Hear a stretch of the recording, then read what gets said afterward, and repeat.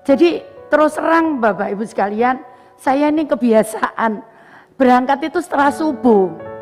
Saya keluar itu sejak kepala dinas kebersihan, saya ngontrol kota itu bersih apa enggak. Nah di situ saya ketemu, jadi tidak ada niat demi Allah.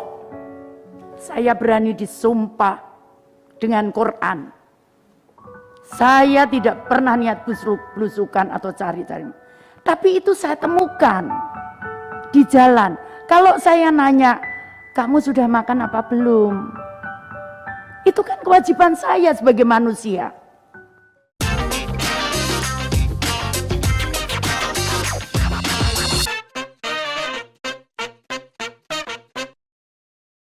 Sejak Bu Risma ditarik Jokowi ke Jakarta menjadi Menteri Sosial, mendadak banyak orang yang kepanasan. Gerak Bu Risma disorot sama mereka dan ramai-ramai beliau dibully. Apalagi ketika Bu Risma mulai menjelajahi Jakarta dan menemukan banyak pemulung yang tinggal di bawah jembatan. Serangan-serangan ke Risma itu semakin gencar, seolah-olah nggak percaya kalau banyak pemulung di Jakarta.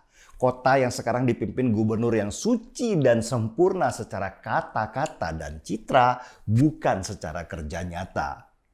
Lucu memang, kenapa sih mereka kok takut sama seorang wanita bernama Tri Risma hari ini yang datang dari kota bernama Surabaya dan menjabat wali kota selama 2 periode itu? Ada apa? Malah ada kelompok yang menamakan diri mereka kumpulan ketua RT dan RW se-DKI Jakarta yang rata-rata laki-laki yang lebih sibuk memperhatikan Risma daripada sibuk ngurus warga dan masalah di wilayah mereka. Mereka kompak mengeroyok Risma dengan membuat pernyataan bersama supaya Risma tidak bikin gaduh di Jakarta. Bikin gaduh? Bikin gaduh apanya? Uang Bu Risma sedang kerja. Dan memang kerjanya ya begitu. Setiap pagi biasanya dia kontrol lapangan dan kalau ada yang nggak beres, dia akan langsung turun dan selesaikan. Selama 2 periode mimpin Surabaya, ya memang begitu kerjanya Bu Risma. Orang Surabaya udah biasa lah lihat Bu Risma seperti itu. Emang di Jakarta nggak ada ya yang seperti Bu Risma? Ada deng. Dulu namanya Ahok. Orangnya kerja beneran. Kalian tendang hanya karena nggak seiman.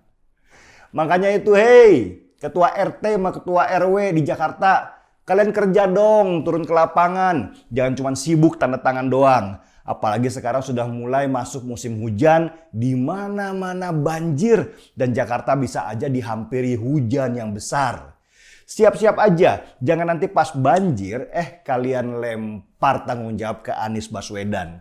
Kan kasihan gubernur itu disuruh kerja keras padahal nggak tahu apa-apa. Yang menarik dari Partai Demokrat juga ramai-ramai menyerang Risma. Mulai dari Andi Nurpati, mantan anggota KPU yang sekarang sembunyi di Demokrat, juga sibuk menyerang Risma. Dia bikin tweet sinis. Adakah mensos kesulubar? Maksudnya Andi Nurpati nyindir Risma supaya kesubar yang habis gempa daripada sibuk pencitraan di Jakarta.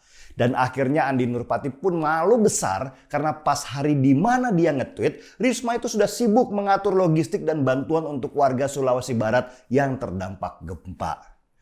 Ada lagi juga dari Andi Arief, petinggi Partai Demokrat yang pernah ketangkep polisi karena narkoba dan ditemukan bersama seorang wanita lengkap dengan kondom bergerigi di dekat mereka. Nggak paham saya juga fungsi kondom bergerigi itu. Mungkin supaya ada geli-gelinya waktu mereka berdua main tiup-tiup balon merayakan salah satu dari mereka yang sedang ulang tahun. Kata Andi Arief di tweetnya, jadi menteri yang nggak banyak berpikir itu ya mensos, tinggal bagi-bagi apa-apa yang sudah dianggarkan oleh APBN. Jadi rangkap jabatan nggak ada masalah. Mungkin Andi Arief dulu waktu SBY jadi presiden pengen jadi mensos tapi nggak kesampaian. Karena kerjaannya buat dia mudah dan nggak banyak berpikir. Bisa disambi sambil nyabu dan tiup-tiup kondom bergerigi yang rasa duren atau vanila. Yang terakhir muncul pakar Pancimatika dan Pompamatika yang sangat suka kalau ada kasus video porno artis Roy Suryo yang dengan sinisnya nyindir Risma yang lari karena ada gempa.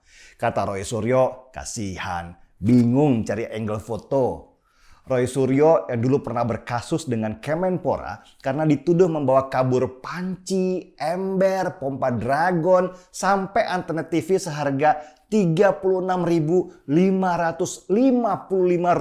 itu pengen nyindir Risma yang dianggapnya selalu pencitraan. Roy Suryo lupa, padahal waktu dia jadi Menpora, dia juga senang sekali dengan pencitraan. Sampai saking semangatnya pencitraan, dia lupa syair lagu Indonesia Raya. Menjak hari Selasa, ternyata juga menyaksikan pertandingan ini dan di sanalah tanah airku. Ayo. Yang buat penasaran saya adalah, kenapa mendadak ramai-ramai orang Demokrat menyerang Risma? Ada apa? Segitu berbahayanya Risma buat Partai Demokrat? Saya langsung konteks sana konteks sini untuk meyakinkan teori saya bahwa ada sesuatu di sini. Dan dari hasil telepon dengan sumber-sumber yang meyakinkan, akhirnya didapatlah sebuah kesimpulan bahwa serangan kepada Risma itu berujung dari Pilkada 2022 jika nanti diadakan. Kita tahulah Partai Demokrat sekarang sedang di ujung tanduk sekarang ini. Kalau mereka nggak waspada, bisa-bisa partai yang pernah berkuasa selama 10 tahun ini nggak punya kursi lagi di DPR RI.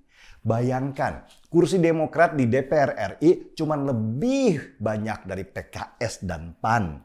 Mereka bahkan kalah dari PKB dan Nasdem, partai yang sebenarnya tidak sebesar Partai Demokrat. Ini situasi yang paling berbahaya untuk Demokrat. Dan mereka harus menggunakan segala cara untuk mempertahankan posisi mereka. Kalau enggak, mereka bisa tersisih dan cuma sejajar sama partai PKPI dan PSI yang muncul baru-baru saja. Malu kan?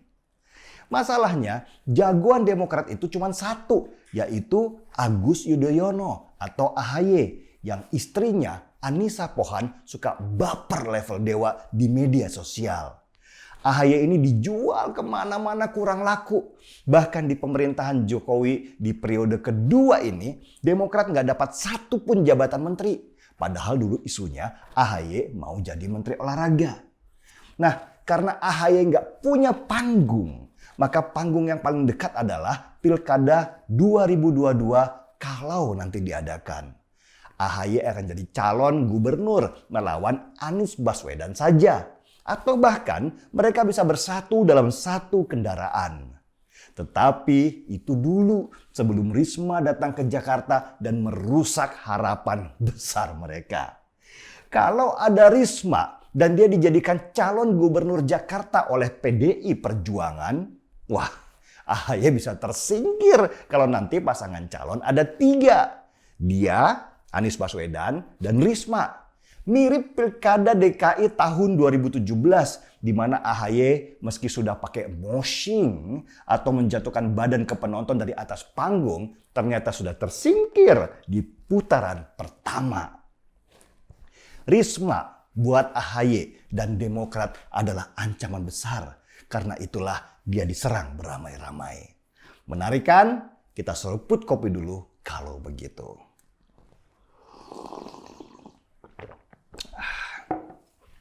Markici, mari kita balikin panci-panci. Saya Denny Siregar, kita di acara Timeline.